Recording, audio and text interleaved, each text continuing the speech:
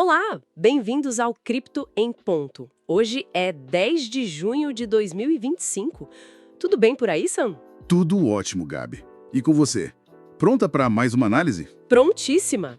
E antes de começar, aquele lembrete. Se inscreve no canal e deixa o like para continuar acompanhando o Cripto em Ponto. Isso ajuda muito a gente por aqui. É isso aí, pessoal.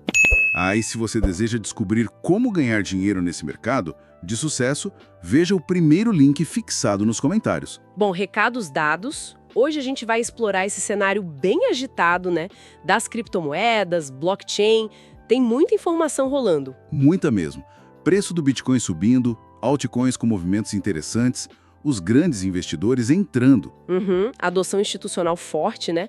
Mas também tem a parte de segurança, os avanços de tecnologia tipo IA em finanças e, claro, a regulação global que está sempre mudando. É tentar conectar esses pontos todos, entender o que está pegando agora e por que isso é relevante para a gente. Perfeito. Então vamos começar pelo rei, né? O Bitcoin.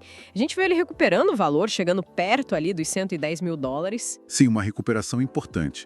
E tem umas análises bem otimistas circulando. Pois é, vi algumas falando em alvos tipo 116 mil, 122 mil. Teve até gente falando em 150 mil dólares num cenário mais agressivo. O otimismo está no ar. Mas o mais interessante, eu acho, foi a resiliência dele em segurar suportes importantes, como os 100 mil dólares, sabe? Aquela recuperação em V foi forte. Mostrou força, com certeza.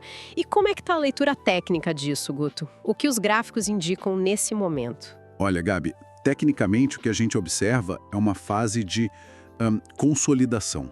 O preço está meio que andando de lado, principalmente entre 105 mil e 111 mil dólares. Entendi.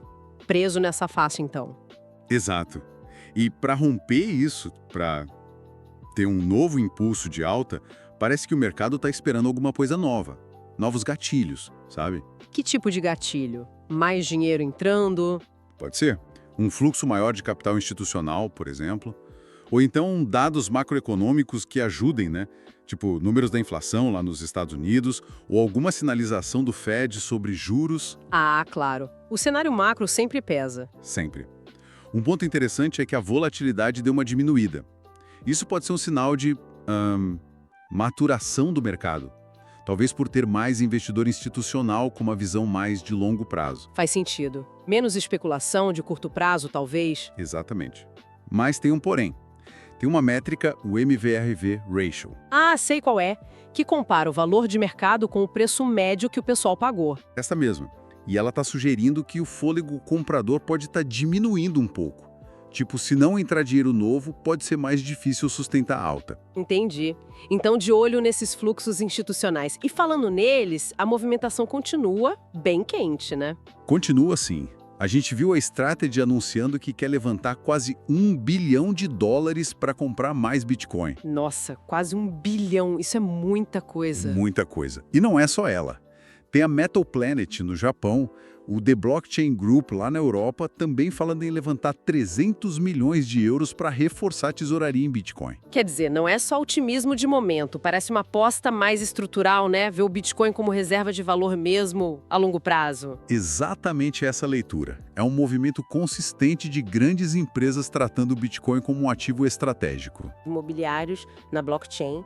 Isso é um marco, mostra o avanço dos RWAs, os ativos do mundo real sendo trazidos para o ambiente digital e negociados na bolsa tradicional. É a ponte entre o mercado tradicional e o cripto ficando cada vez mais sólida. Com certeza. E na mesma linha, olha o Banco do Brasil usando inteligência artificial para ajudar na gestão financeira, integrado com o Open Finance.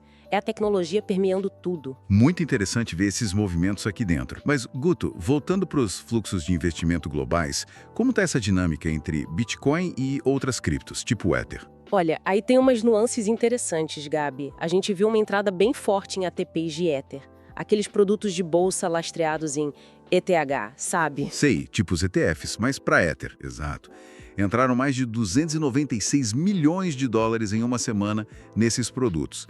Isso mostra que o sentimento em relação ao Ether deu uma boa recuperada. Ah, que bom. Depois de um período mais morno pro ETH, né? Sim.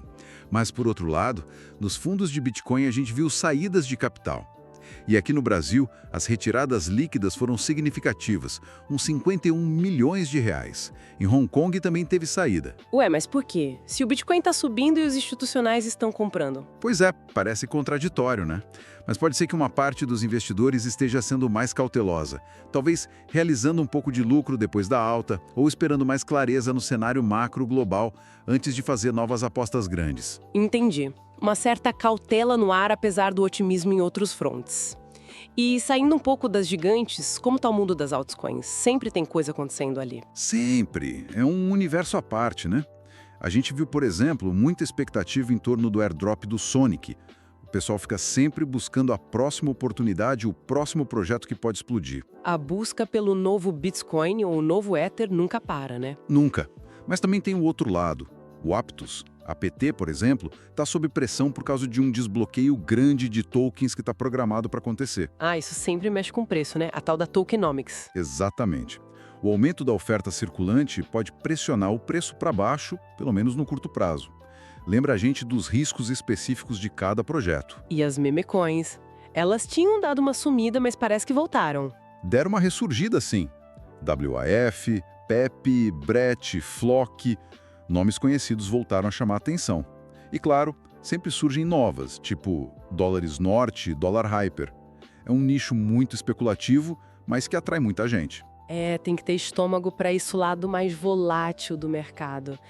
E falando em riscos, Guto, a gente não pode esquecer da segurança, né? Teve aquele caso recente do Cetus Protocol. Nossa, esse foi pesado.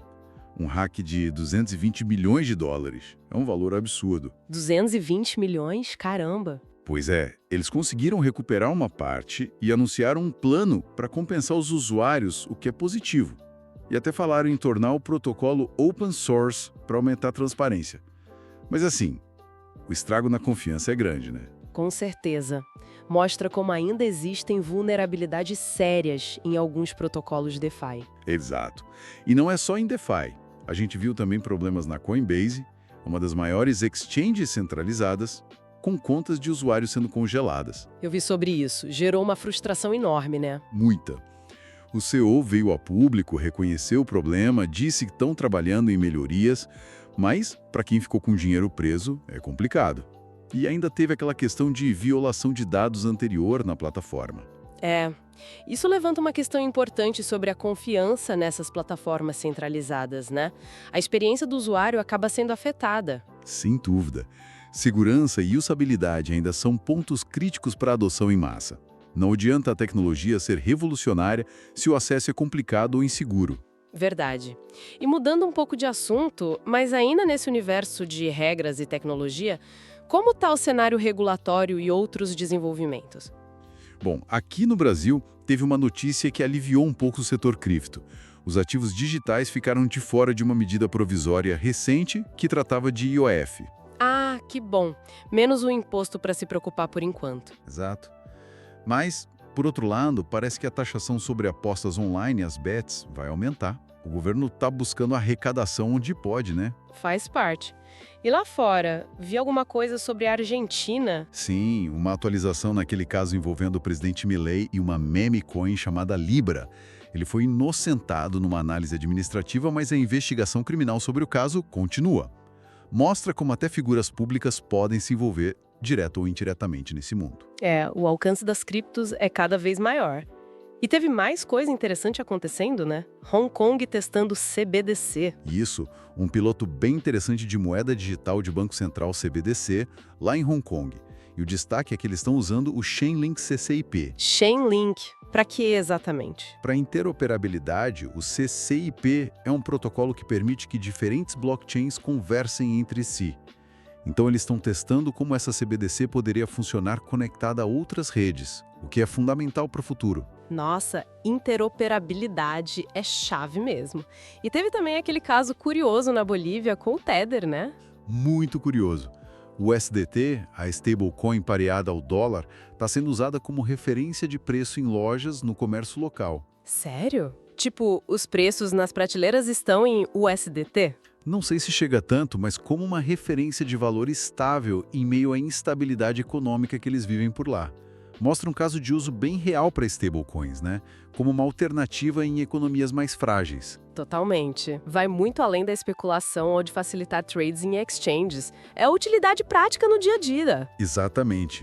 E falando em Tether, eles também anunciaram que planejam tornar o software deles de mineração de Bitcoin open source, de código aberto. Interessante. Mais um movimento em direção à descentralização, talvez? Pode ser interpretado assim, ou como uma forma de ganhar mais adoção e colaboração da comunidade no desenvolvimento desse software.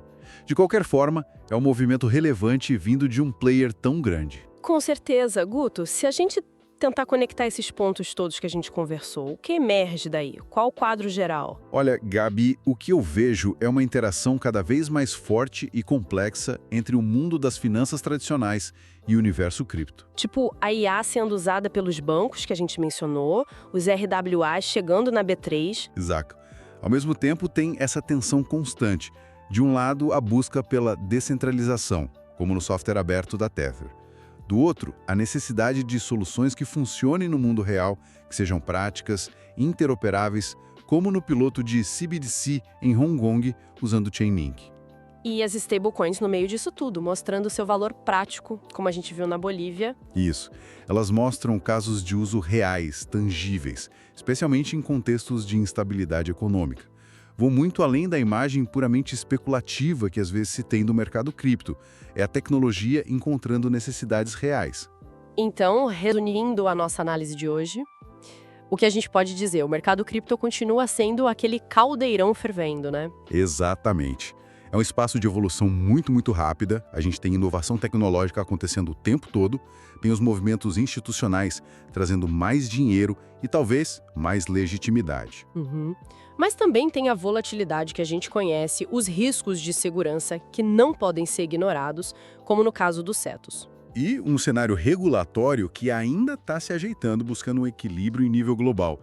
É dinâmico, é complexo, tem oportunidade e tem risco lado a lado. Perfeito. E para a gente fechar, Guto, qual seria um pensamento final para deixar para o pessoal que está nos ouvindo? Algo para eles continuarem explorando. Bom, Gabi, eu acho que vale a pena pensar sobre essa convergência que a gente discutiu. Pensa só, a inteligência artificial se integrando cada vez mais na gestão financeira dos bancos tradicionais. A tokenização de ativos do mundo real, como imóveis entrando em bolsas grandes como a B3 aqui no Brasil. E o uso cada vez mais pragmático de stablecoins como refúgio de valor ou até unidade de conta em economias que estão passando por dificuldades. Como essa mistura toda, essa convergência entre tecnologia centralizada, tecnologia descentralizada e as necessidades econômicas reais das pessoas e dos países, como isso pode redefinir o acesso ao sistema financeiro e a própria estabilidade financeira global nos próximos anos. Exato. É uma pergunta grande, sem resposta fácil, mas acho que é por aí que a gente vai ver as transformações mais profundas acontecerem. Fica aí a questão para quem nos acompanha continuar pensando e pesquisando. Excelente ponto para finalizar a nossa conversa de hoje. Muito obrigada, Guto, pela análise. Eu que agradeço, Gabi. Sempre um prazer discutir esses temas aqui no Cripto em Ponto. E muito obrigada a você que nos acompanhou. Deixe seu comentário aqui embaixo, conta pra gente o que você achou, qual sua visão sobre essa convergência. A gente se vê na próxima. Até a próxima, pessoal. Tchau, tchau.